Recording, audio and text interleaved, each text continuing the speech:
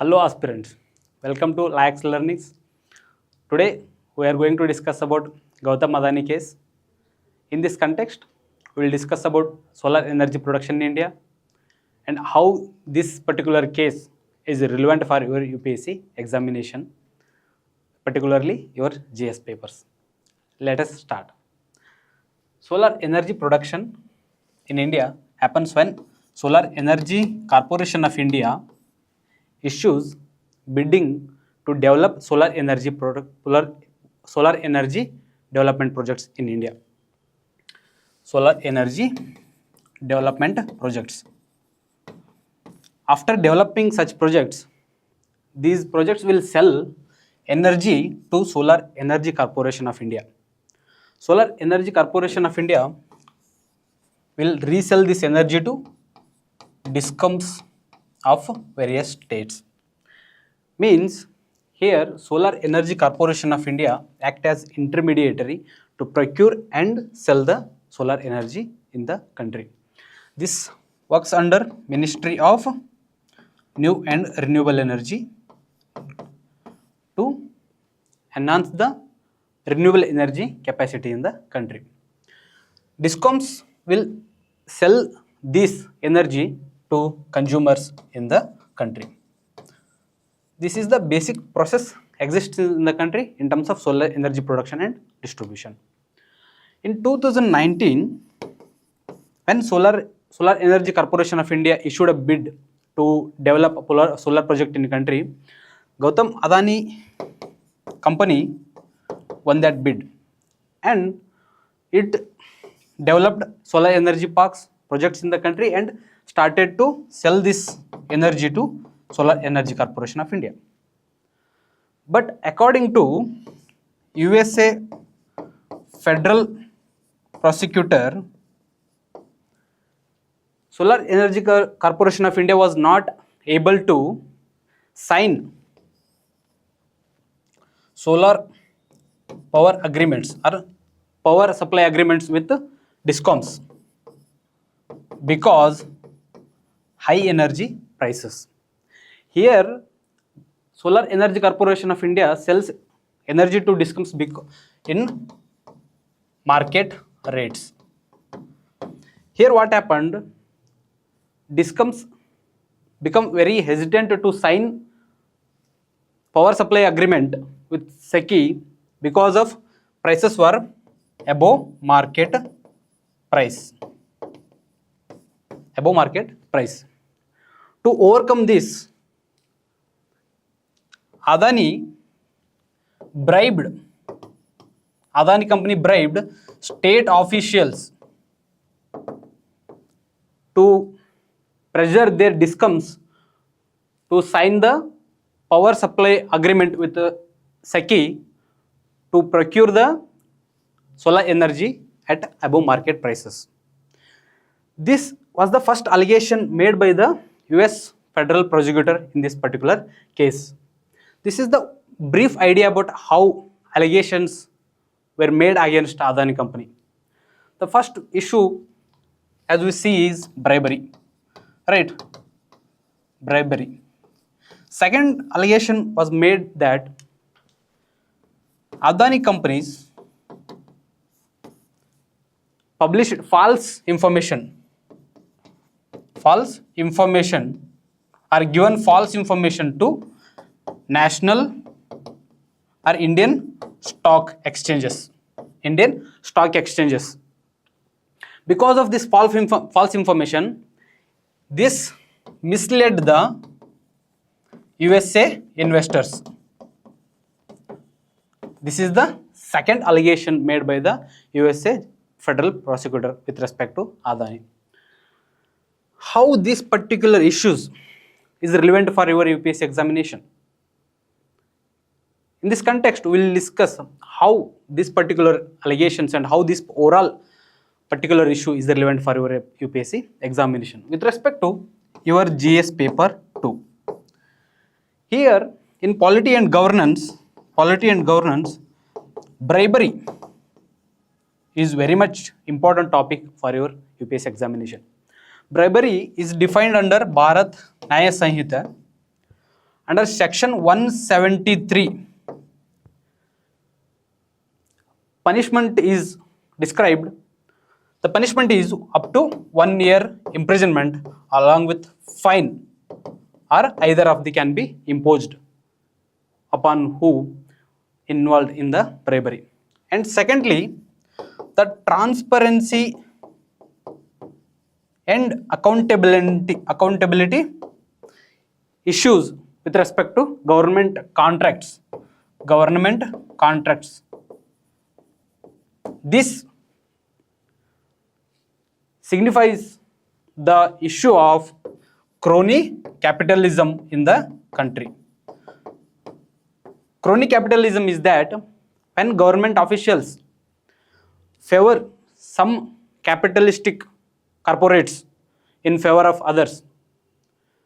So this such tendency is very much relevant for your UPSC examination.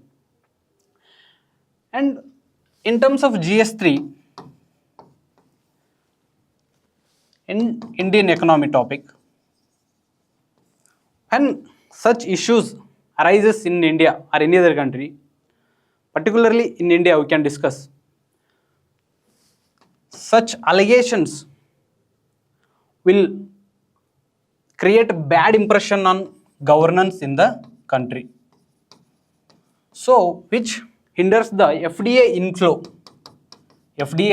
inflow in the country, because India is one of the major FDI attracting countries in the world.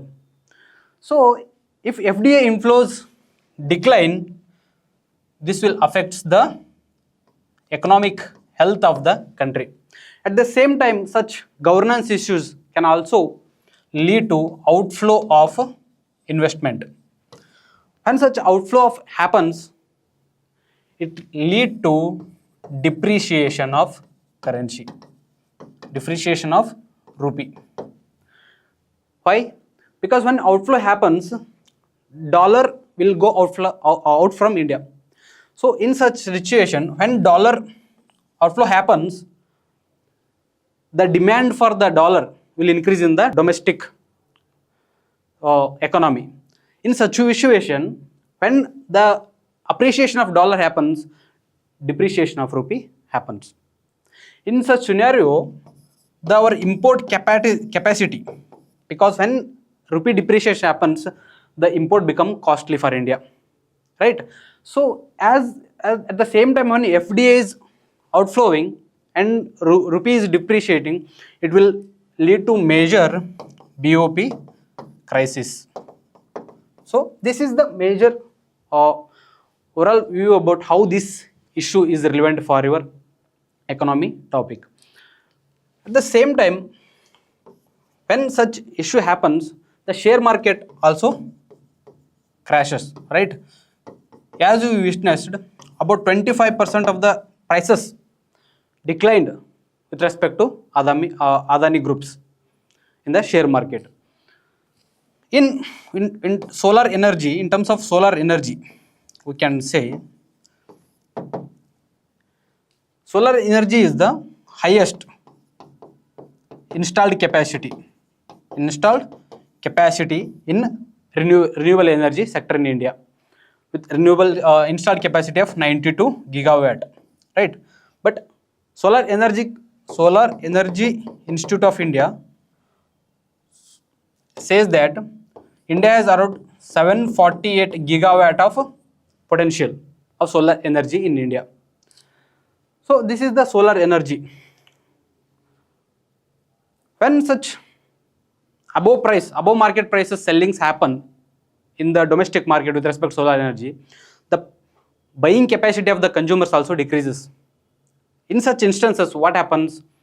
The consumers will deviate from solar energy to, or any renewable energy to other such a fossil fuel based energy.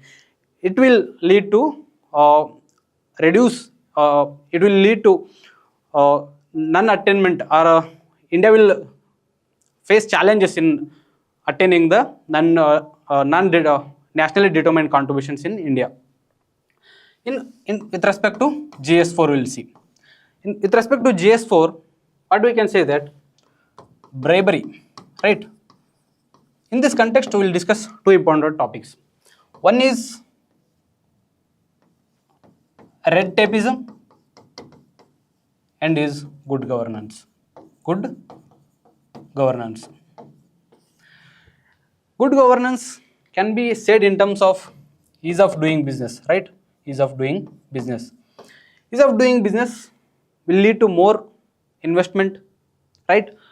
But here we can say that bribery issue is arised, the governance is not in terms of good, right?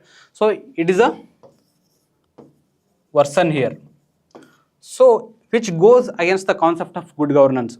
At the same time, red tapeism is nothing but where nexus happens between the government authorities and private authorities in a undue advantage to some other people in that particular instances, which can be red tapeism. These instances hampers the governance in the country. Secondly, with respect to corporate governance. With respect to corporate governance, here Adani groups not only gave false information to the investors and also intended to sell the solar energy at above market price. This goes against the nature of ethical corporate governance. Ethical corporate governance mainly focuses on humanistic business activities, which considers the citizens' interest and citizens' priorities, the development of both citizens and business simultaneously. Here we can see that Adani groupings only interested in profit making, which also goes against our CSR, corporate social responsibility concept. So what we should do in these conditions? India, as a democratic country, as a citizen-based governance country, we should bring rules and regulations for curtail bribery, right? And also stringent measures in terms of government contracts, right? And to enhance the corporate governance in the country. By establishing such measures, we can protect the interest of the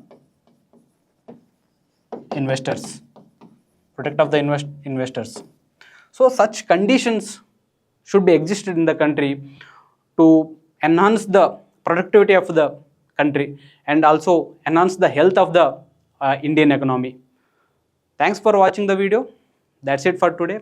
In this video, we have discussed about solar energy production and distribution, what solar energy is in India, what are the prospects about solar energy, and what is the Gautam Adani case and how it is relevant for UPSC examination. We'll come up with more such videos. Stay tuned.